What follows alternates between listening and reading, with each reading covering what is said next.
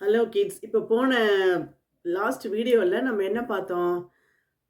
அம்மா எப்போ சிவராத்திரி எப்போ செலிப்ரேட் பண்ணுறோம்? வளர்பிறை, தேய்பிறை அப்படிங்கிறதெல்லாம் பார்த்துட்டோம்.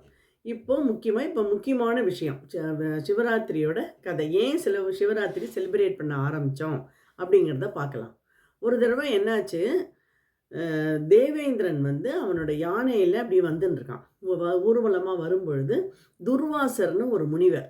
அந்த துர்வாசர் வந்து ரொம்ப கோபக்காரர். அவர் வந்து அம்பாள் உபாசகர், பட்டாரிகர்னு பேர் அவருக்கு. அம்பாள் உபாசகர், அதாவது அம்பாளை பூஜை பண்ணுறவர், தேவியை பூஜை பண்ணுறவர். அவர் வந்து அம்பாளை பூஜை பண்ணி அந்த பிரசாதம், அந்த பூவை, தாமரை பூவை கொண்டு வந்து இந்திரன் கிட்ட கொடுக்குறார். நான் இன்னைக்கு அம்பாள் பூஜை பண்ணேன், பிரசாதம்னு. எப்போதுமே யாராவது நமக்கு ஒரு பிரசாதம் கொடுத்தா நம்ம அதை வந்து ரொம்ப ரெஸ்பெக்ட்ஃபுல்லாக வாங்கிக்கணும். அது எழுந்து நின்று காலில் செருப்பெல்லாம் இப்போ போட்டுக்கக்கூடாது. செருப்பெல்லாம் அவுத்துட்டு அதை எடுத்து அதை ரொம்ப மரியாதையோடு அதை வாங்கிக்கணும்.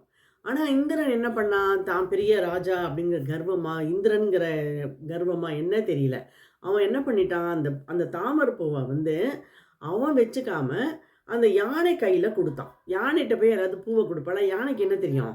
யானை என்ன பண்ணிட்டு அந்த பூவை எடுத்து கீழே போட்டு அந்த காலால் முதிச்சுடுத்தோம். அவ்வளோதான். துர்வாசருக்கு அப்படியே பயங்கரமாக கோவம் வந்துடுத்தோம். நீ இந்திரனுங்கிற ஒரு கர்வத்தில் தானே நீ இந்த மாதிரி பண்ணின, பாரு உன்னோட பலம் எல்லாம் போயிடும், குறைஞ்சி போயிடும் அப்படின்னு சொல்லிட்டார். சாபம் கொடுத்துட்டார். அவளாம் ஆல்ரெடி கொஞ்சம் வீக்காக இருக்கிறவா. ஆக்சுவலி கஷ்யபர்னு ஒரு முனிவர் இருந்தார். கஷ்யபருக்கு 2 ஒய்ஃபு, திதி, அதித்தின்னு 2 ஒய்ஃபு. அந்த தித்தியோட குழந்தைகள் வந்து ஸ்ட்ராங்காக இருப்பா, பாடிலேயே ரொம்ப ஸ்ட்ராங்கு. அதனால் அவள் தித்தியர்கள்னு பேர், தைத்தியர்கள்னு சொல்லுவாள், தைத்தியர்கள். அதித்தியோட குழந்தைகள் வந்து இன்டலெக்சுவல், நல்லா இன்டெலிஜென்ட்டாக இருப்பா, நல்ல திறமை உண்டு. ஆனால் பாடிலேயே அவ்வளோ ஸ்ட்ராங் கிடையாது. ஆதித்யர்கள்னு பேர். ஸோ இப்போ இந்த துர்வாசரோட சாபம் வேற, நீ ரொம்ப வீக்காக போயிடுவேன்னு அவர் சொல்லிட்டாரா. ஸோ இவளுக்கு இன்னும் ஆல்ரெடி அவள் ரொம்ப வீக் ஆகிட்டா. ஸோ இந்த தைத்தியர்கள் என்ன பண்ணிட்டா, அவளோட ஸ்ட்ரென்த் ரொம்ப ஜாஸ்தியாகி இந்த ஆதித்யர்களை போட்டு அவளை ரொம்ப கஷ்டம் கொடுக்க ஆரம்பிச்சிட்டா. அப்போ இவள்லாம் யோசிக்கிறா, ஐயோ நம்ம என்ன பண்ணுறது, நம்ம இழந்த நம்மளுடைய பலத்தை நம்ம எப்படி திருப்பி வாங்கிக்கிறது அப்படின்னு கேட்கும்பொழுது, அப்போ இவன் மும்மூர்த்திகளை போய் கேட்குறா. மும்மூர்த்திகள் யாரு? கரெக்ட், பிரம்மா, விஷ்ணு, சிவன்.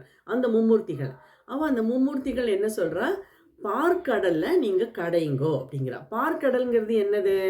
பார்க்கடலில் யார் இருக்கா? மகாவிஷ்ணு. கரெக்ட், மகாவிஷ்ணு பார்க்கடலில் அப்படி படுத்துன்னு இருப்பார் இல்லையா, ஒரு பெரிய பாம்பு மேலே அவர் படுத்துன்னு இருக்கார்.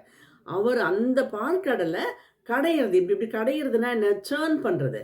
அதை சேர்ன் பண்ணுங்கன்னு சொல்கிறா. அப்போ கடையும் பொழுது அதுலேருந்து அமிர்தம் வரும். அந்த அமிர்தத்தை நீங்கள் சாப்பிட்டேன்னா உங்களுக்கு வந்து உங்களுடைய இழந்து போன பலம் உங்களுக்கு கிடைக்கும் அப்படின்னு சொல்கிறா. சரி அப்படின்ட்டு இவ அதை கடையலாம்னு டிசைட் பண்ணுறா. அப்போ என்ன ஆகுது, அதை அடுத்த வீடியோவில் நம்ம பார்க்கலாம்.